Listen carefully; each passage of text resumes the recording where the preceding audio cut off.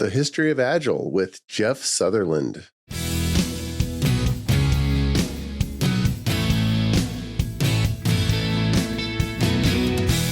The Azure DevOps Podcast is a show for developers and DevOps professionals shipping software using Microsoft technologies. Each show brings you hard-hitting interviews with industry experts, innovating better methods, and sharing success stories. Listen on to learn how to increase quality, ship quickly, and operate well. And now your host, Jeffrey Palermo. Welcome to the show. I'm Jeffrey Palermo, your host for helping you and your teams move fast and deliver quality and to run your software with confidence in Azure, all while using everything that the .NET ecosystem has to offer. The podcast is sponsored by ClearMeasure, a full-service software and architecture firm, and we are rerunning an interview from September of 2024. It's very relevant to today as it appears we may be on the cusp of AI-driven development with all of the public demos of GitHub Copilot and so many other tools. Our guest, Jeff Sutherland, is the instigator of Scrum. He's a signatory on the Manifesto for Agile Software Development, and he's working on a new concept that he's calling Extreme Agile. I think you'll find it fascinating, so let's get into that interview. Jeff is the co-creator of Scrum and a leading expert on how the framework has evolved to meet the needs of today's businesses. The framework he developed in 1993 and formalized in 1995 with Ken Schwaber, and it's since been adopted by the vast majority of software development companies around the world. But Jeff realized that the benefits of Scrum are not limited to software and product development, and he's adapted this successful strategy for several other industries, including finance and healthcare, higher education, and telecom. As the CEO of Scrum Inc., he sets the vision for success with Scrum, and he continues to share best practices with organizations around the globe and has written extensively on Scrum rules and methods. With a deep understanding of business process, gleaned from years as CTO and CEO of over 11 and counting different software companies, Jeff is able to describe the high-level organizational benefits of Scrum and what it takes to create hyper-productive teams. So, Jeff, welcome to the show. How are you, sir? I'm doing great. I'm glad to be here. Great to talk about Agile always. My pleasure. My pleasure. So many of the listeners use various parts of things under the overall Agile umbrella. But with our growth and so many young developers and professionals who've not only just gotten in the industry this decade, but maybe even the last 7 years, some of the history isn't taught with great fidelity. And so I wanted someone with your experience to be able to kind of draw that back into the present conversation. But before I kind of get into that and ask you about the history of Agile, I always like to ask the guest, what were the turning points or the big points in your life and career that kind of got you into this whole sector, into this whole part of the industry to begin with? Well, Agile started for me back as a West Point cadet. I spent years training with the U.S. Gymnastics Olympic team. I was a gymnast. And in the last year, I was training officer at West Point, training a company to march on the parade field. And what I learned was that making work visible, which is the basis of the Toyota way and now the Agile way, created extreme performance. It took a company that was the worst company at West Point.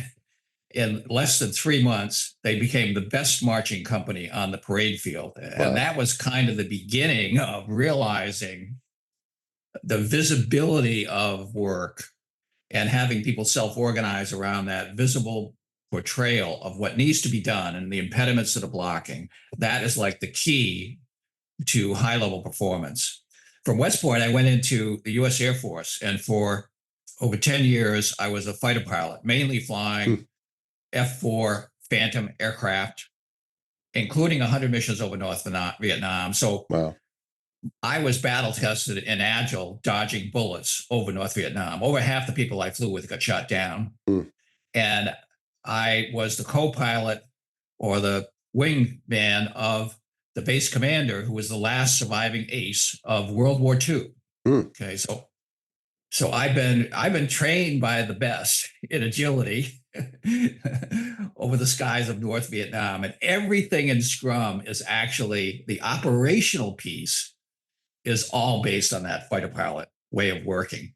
1975, or actually my last tour in the Air Force was at the U.S. Air Force Academy as a professor of mathematics. And they sent me back to school at Stanford. And I spent a third of my time working in the Stanford AI lab that was run by McCarthy, the inventor of Lisp, one of the two godfathers of AI.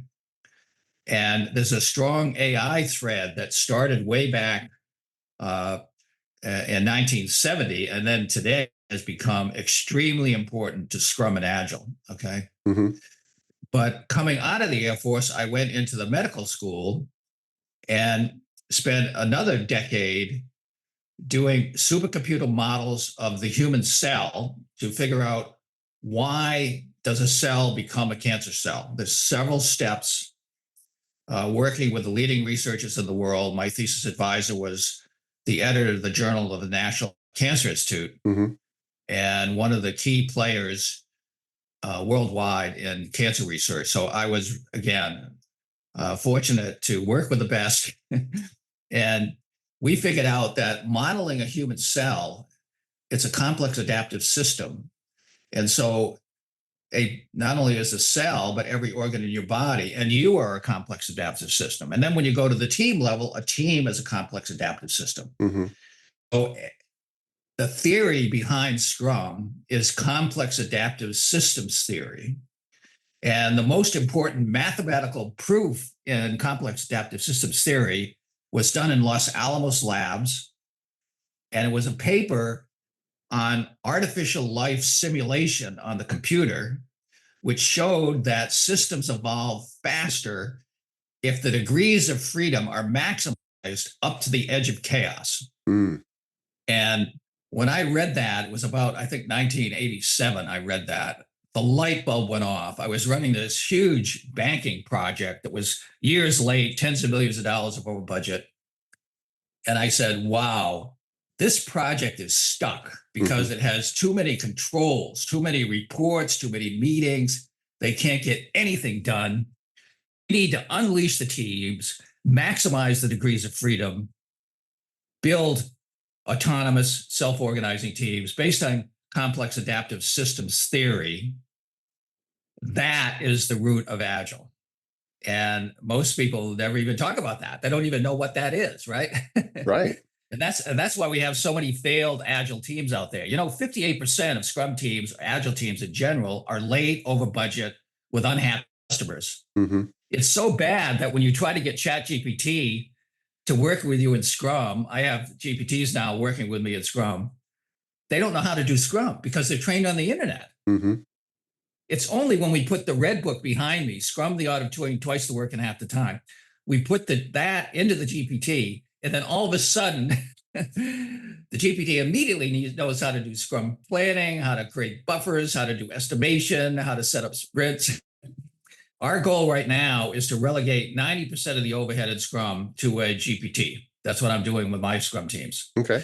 And I have one of my teams right now is 6 AIs. There's only one human on it. I'm the product owner. And we just created a new product in record time using AI. So fighter pilot, operation of Scrum, medical research, complex adaptive systems. A lot of people don't understand. I had $30 million from the National Cancer Institute to do this research. That is what Scrum is based on. Nice. And it all occurred by 1993 when I was hired out of the medical school into a large banking company where all their projects were late. And I went in one day to the CEO and I said, Ron, have you noticed all projects are late? He said, yes. He said, we run 150 banks, and every morning, at least 5 of the CEOs or the CIOs of the banks, they call me up and they scream at me. And I said, Ron, it's getting worse. It's going to get a lot worse. You need to do something. And he said, what should I do? And I said, we can't fix the whole bank at once. Let's take the worst division in the bank, the one that's losing the most money, and you give it to everybody, sales, marketing, support, all the development, finances, and I'll run that using a complex adaptive systems model, small autonomous collaborating teams. And you and the senior management can be my board of directors. And once a month, we can check in. The rest of the time, you're going to have to stay out of there because you just screw it up like all the waterfall projects you've got running. Mm-hmm. So if you do that, I will fix one division. And it worked. And he said to me, he said, Jeff, that's going to be a big headache. Do you really want that? I mean, you're working with all the technology. That's fun stuff. You're going to have to take something that's broken and actually fix it. I said, we need to do it. Give it to me. So he did. Within 6 months, that was the most profitable business unit in the entire bank. It went from the worst to the best. And we did it by implementing what we call today Scrum at Scale. It was the first prototype of Scrum at Scale in 1983. So a lot of Agile people, the Agile Manifesto was written in 2001. Right. They think that sprung out, spontaneously out of nowhere. No. There's a huge history, particularly in Scrum, that goes all the way back to the artificial intelligence lab in Stanford in 1970. And it took, the first real prototype was 1983. It took years of prototyping multiple companies before we formalized Scrum in 1993.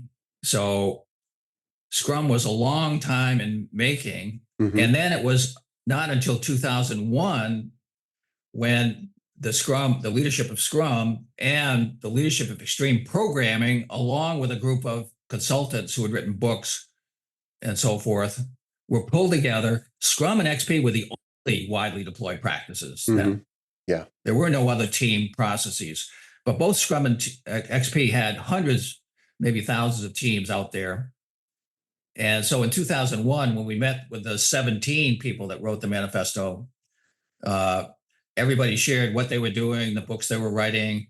The XP guys shared XP, the Scrum guys shared Scrum. And then we agreed on the umbrella, the Agile Manifesto values and principles that applied to both Scrum and XP and also fit with what the consultants were doing and writing and coaching and so forth. Mm-hmm.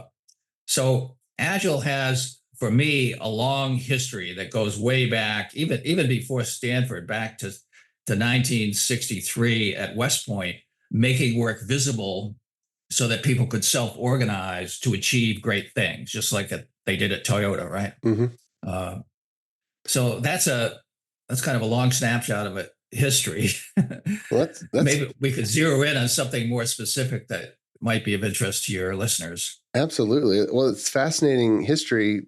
And you fast forward to 2024, and the present day common discussion on Scrum is haggling over sprint lengths and when should we do backlog grooming, like really in the weeds things, almost like getting back to dogma about specific process points as opposed to the theory that you mentioned. So what can we point listeners to anchor them back to the theory of complex systems so that they can understand the essence of what they're trying to do?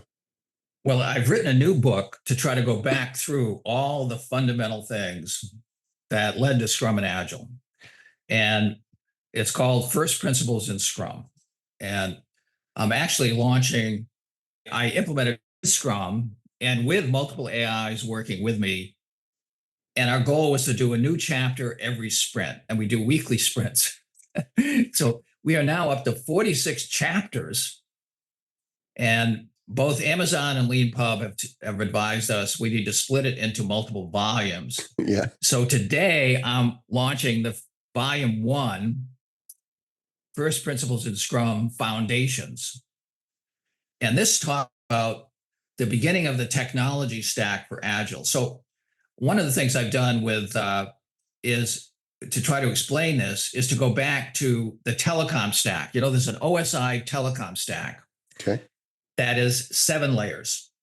Okay, so at the bottom layer, there's a physical layer that the wire connects everything.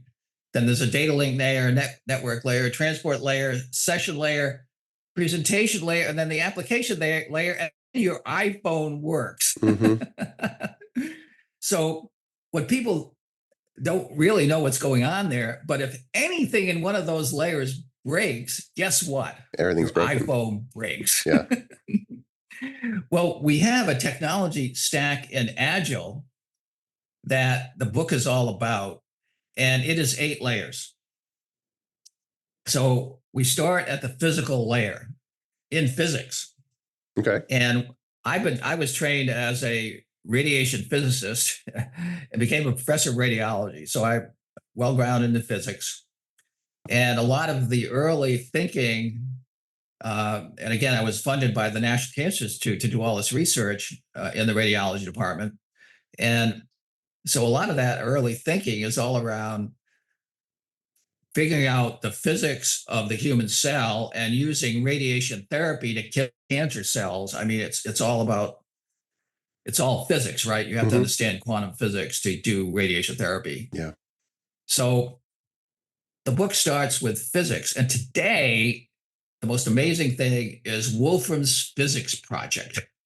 Wolfram was a professor of physics at Caltech. He was a protege of Feynman, one of the most famous Nobel laureates in the last century. And he got bored being a physics professor, so he went and started a company and built this product called Mathematica, which is the leading simulation tool for physics, mathematics. And because he's a theoretical physicist, he has a lot of theoretical physicists in his company building software for the simulation tool. And they said, why don't we simulate the universe? Started to build the simulation of what is actually going on. Yeah, talk about at the a complex lowest system. level, at the molecular level. And one of the first things they found out was things are unpredictable. To predict even when a project is going to be done requires infinite computing power. The simulations have to run to the before you know what's going to happen. This is the root of Agile. Yeah. You can't know what's going to happen until it happens, right? Yeah. So that means that all of biology, the next level in the Agile technology stack is biology. All of biology has had to grow up in an environment where you never know what's going to happen next. So inspect, adapt is fundamental to evolution. And those who inspected and adapt best survived. And that's true of companies today. Those who inspect and adapt best live and the rest die. Now, that led to the evolution of the human brain, which is the third level of the Agile technology stack. Okay. And the latest and greatest model of the human brain is called Friston's free energy model of the brain. And it's a mathematical model that's used to build autonomous robots. Now, in one sense, Scrum came out of autonomous robots because back just a couple of years before we formalized Scrum, I was president of an AI company building database technology. Is in the 80s? And in the late 80s and early 90s. And it was about 1990, 91 that 5 guys from the MIT AI lab walked down the street to my company and they said, we need some development space because we're starting a new company. It's going to be called iRobot. And will you rent us some space? So for the next few years, they worked right in my development area. Oh, wow. And the robot would be running around and run into my office sometimes, trying to hunt me down with infrared heat-seeking sensors. And on Fridays, we'd always have happy hour. And often their professor would come by, Professor Rodney Brooks, who developed the what he called the subsumption architecture for autonomous robots, because these robots have no database. They only have streaming data from sensors. They have no central processor. Each leg had a chip that moved the leg, chip at the spine, coordinated legs, and a neural network chip in the head. And when you turned it on, there was no data in the system, only the neural network. And you turn it on, and all of a sudden the thing it has multiple legs. It kind of looks like an octopus kind of flapping. And in less than a minute, it's on its feet. It looks like a baby learning how to walk. And in about 3 minutes, it's running around the room. I'm like, Professor Brooke, that's amazing. From nothing, you boot up this really smart robot. And I said, I think we could take some of those developers back at the bank. We could implement some simple rules like you've implemented on the robot. And I bet you we could boot up a super smart team that's super fast in a week. Do you think that's possible? And Professor Brooks said, I don't know, but I think you should try it. So I did. It's called Scrum. Mm-hmm. Now, you mentioned that a lot of people argue about how long sprints should be. Okay, these people are not doing what those robots did, right? Right. And because of that, they're slow and they're late and their customers not happy. And so it's Agile in name only, most of out there. Mm-hmm. And what a lot of people say, well, Agile is dead, right? Maybe the marketing of it, the old marketing. The old Agile is dead because what's happened, we have the physics, biology, neuroscience. Out of biology came complex adaptive systems through simulation of artificial life. Scrum was directly an implementation of complex adaptive systems. Scrum at scale takes it to the organizational level. But now what's emerging is Scrum and AI, and it is extreme Agile. And analysts are projecting by 2030, teams will be 30 to 100 times faster. And I'm telling every Scrum Master out there and every executive, if your team is not at least 30 times faster than it is today, by 2030, you're going to be on the street. Your job is gone. So what does that look like? I think Agile is dead. Get ready to get unemployed because we are moving to extreme Agile. That's interesting that in the late 90s or in the 90s, extreme programming was the other approach. And are those terms going to come back together? Extreme Scrum or extreme Agile? That's the term I'm using right now, extreme Agile, because when you start working with an AI team, just to give you an example, I run 4 companies. Every one of those companies needs expense reports multiple times a month. Mm-hmm. And I use Expensify. Okay. Yep. Receipts It and all takes that. me so many hours to create expense reports. I am more than a year behind in expenses.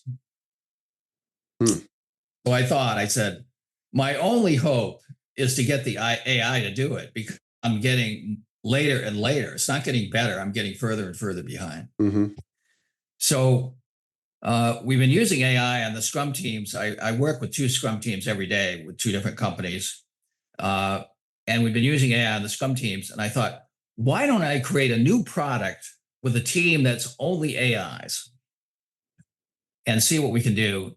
A product that completely takes away expenses and does them for me. No more expense reports. Okay.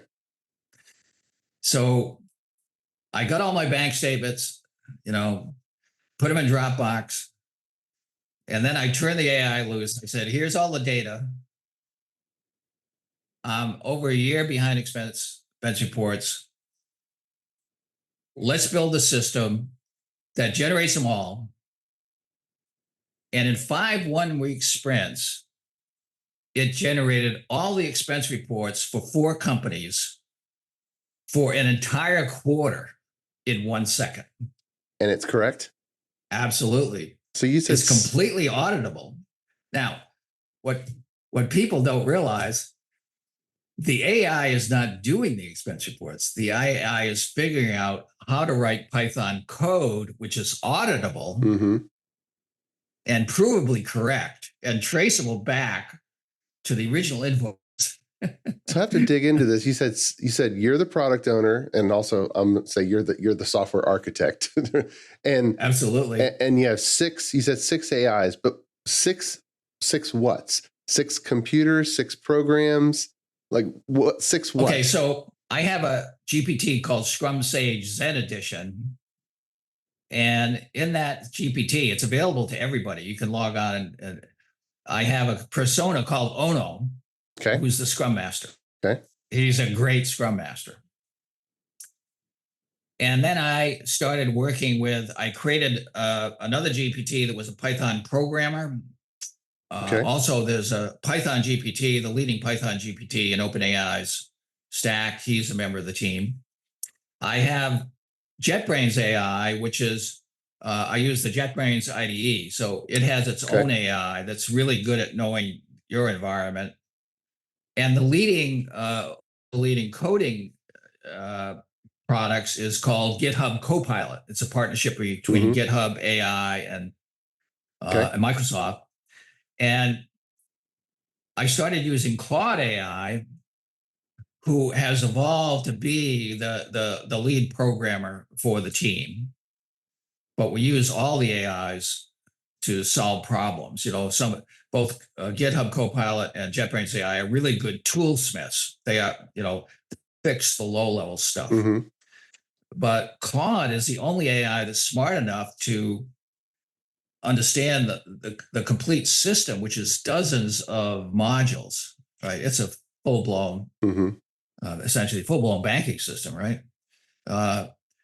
And what I found is that, GitHub or even chat, they get confused by the complexity, and then they create a bug and they try to fix it. They generate bugs, and they're like these projects where every time you fix a bug, you generate 4 more bugs, and then you're at the bottom of the barrel. So you're storing the code on GitHub. It sounds like you're using PyCharm from JetBrains.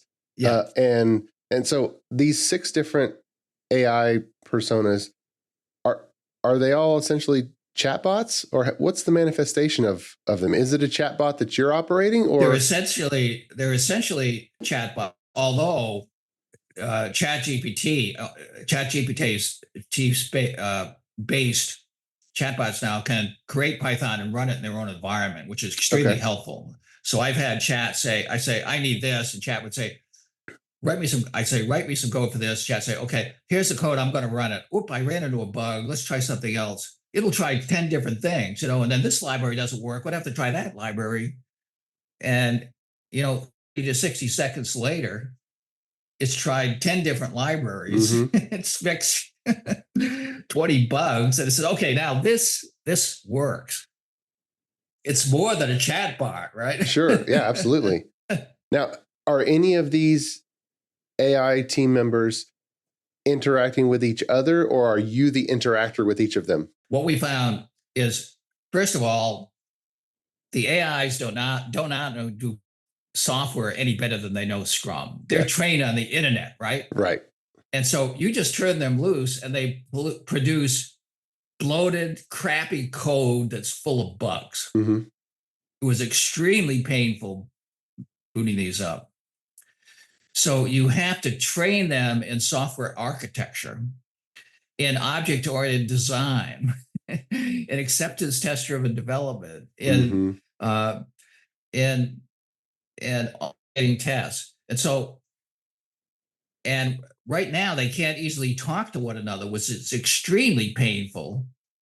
So what I had to do is every AI, if they make a run of the system, they produce a complete report as part of that 1 second run that has all the code, all the acceptance tests, and a summary of the state of the project. So I can take that and give that to another AI, and they can boot up immediately right from that state. Gotcha. And then help out. Okay. They're also really important for code reviews, because these AIs, you say, okay, we need to fix this bug, and then they'll give you back a new piece of code, and they've left out stuff. And they generate another bug. So every time an AI creates a piece of code, we have to do a code review. Right. I often do it myself, but actually another AI does a better job, because they will give a comprehensive code review, which I then feed back to the AI that's coding, and make sure, like, the prime directive of the whole project is every script is complete. It's executable.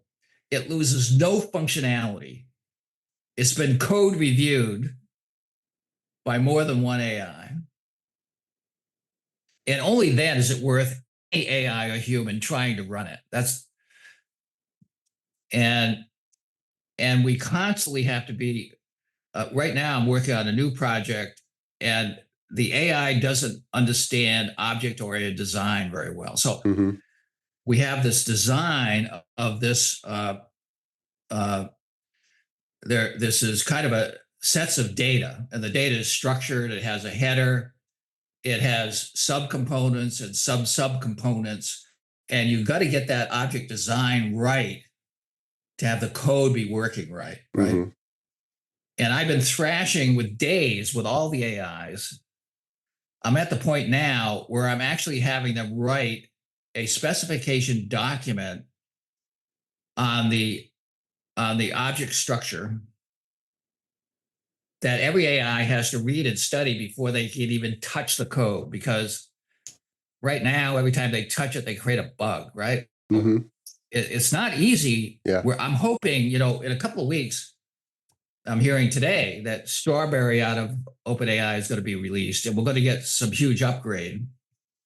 And I hope, I'll immediately upgrade the AIs, and I'm hoping they will stop generating so many bugs. Yeah. I hope they will start to understand software architecture, Sure. system development, object-oriented technology. I hope. But the problem is they're all trained on the internet, and the internet is full of crap. Full of conflicting information. So as we get to the end of our time here, teams that are attempting to be hyper productive right now, and you have all of the haggling over things that are in the weeds that are totally off base, and what guidance would you give for the listeners that are just trying to do a good job now, looking to the future and what we can use AI for? Okay. But what are the big takeaway lessons that you would leave them with? Here's the takeaway. I have Apple developers in my training. Mm-hmm. And one day one of them said, "Do you know why Apple is always on time?" I said, "No, why?" They said, "Because they do Scrum by the book. They're not arguing about all this nonsense." Mm. I said, "What book?" He said, "The red book, the book that's right behind me. It's the second edition. It's been completely updated. It's almost twice as many chapters." And it specifically shows you how to do hyperproductive Scrum. And as soon as you put it into ChatGPT, Chat knows how to do Scrum for the first time. Mm. So I would recommend to all your listeners that you do what Apple does. You take that book and you follow it explicitly. And then you go to my ChatGPT Scrum Sage Zen Edition that has Ono, the Scrum Master, in it, who understands that book and every book that Ken and I have ever written. And you ask him questions about that book and questions about your Scrum team. And then you will be off and running. But if you're sitting around staring at each other's navel, debating on how long the sprint should be, you're going to be unemployed very soon. There's a lot. Companies are laying off developers 10,000 at a time. Yeah. So you're talking about the book, just the art of doing twice the work in half the time. Is the book you're talking about. And that's only the beginning, because by 2030, you have to be 30 times faster to survive. My first principles of Scrum book is going to train you how to do that. Mm-hmm. So twice the work in half the time is like putting your toe in the water. Yeah. Just getting started. You're just getting started. Yep. Awesome. And if you can't do that, there's no hope for you, right? Yeah. And people, I can't tell you how many Scrum trainers and coaches say, "Oh, Jeff, you shouldn't talk about twice the work in half the time. It's going to put pressure on the team." Hey, if you can't do better than that, you're going to be out of a job really, really soon. But if you move up the technology stack that we've talked about in principles of Scrum, and you move to extreme Agile, you are going to be busting the balls of your competition. Yeah. And you're going to be there when everybody else is fading away. So, all right. Extreme Agile. Start with twice the work in half the time, and then go to Extreme Agile and first principles of Scrum. That will show you how to do it. Okay. We'll include links to those books in the show notes and everything we talked about. Jeff Sutherland, thank you so much for coming on the podcast and sharing about the history of what became Scrum and the theory behind it, and also your current work and predictions, guidance into the future is fascinating for me, and I know for the listeners. So thank you so much. I've never been more excited about Agile. Yeah. So you really need to get with where things are going right now, which is huge. So Jeff, is there any way that listeners can get involved with the work that you're doing? Well, the most interesting work I've done in the last month or two is work with a bunch of AIs to create this new expense report program that automatically does all your expenses without you have to use any app. And right now I'm looking for beta users. So anybody that's interested can send an email to support@quickaireports.com. And the way it works, I give you a link to an AI, and the AI starts talking to you and says, well, here's what I need to do all your expense report for you. And then just walks you through, and you create a little Dropbox folder with all your bank statements in it and give the AI that link, and the AI does all your expense reports. Nice. You never have to use another expense report app again, ever. That would be awesome. How great is that? That would be awesome. That'd be awesome. All right. So what's the email address again? Support@quickaireports.com. All Perfect. one word, quickaireports.com. Perfect. All right. And you'll be working directly with me, but also with the AI who's going to do most of the heavy lifting. Nice. All right. And dear listener, thanks for being with us. And until next time, keep shipping. You've been listening to the Azure DevOps Podcast, a show for developers and DevOps professionals shipping software using Microsoft technologies. Go to www.azuredevops.show for show notes and other episodes. On behalf of your host, Jeffrey Palermo, and our sponsors, thanks for listening, and may God bless you.